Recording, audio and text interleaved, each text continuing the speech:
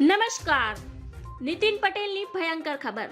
મહેસાણાના કડીમાં પૂર્વ ઉપમુખ્યમંત્રી નીતિન પટેલનું અમિત શાહને લઈ નિવેદન સામે આવ્યું છે.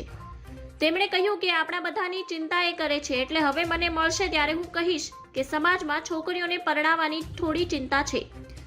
છોકરાઓને પરણાવવાની જે ચિંતા છે તેને લઈને થોડું વિચારજો.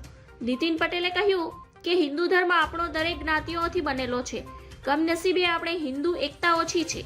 જ્ઞાતિ એકતા બહુ છે. જ્ઞાતિ પર કોઈ તકલીફ પડે તો બધા ઊભા થઈ જાય, દોડતા થઈ જાય. જે કરવાનું હોય એ કરવાની તૈયારી કરે.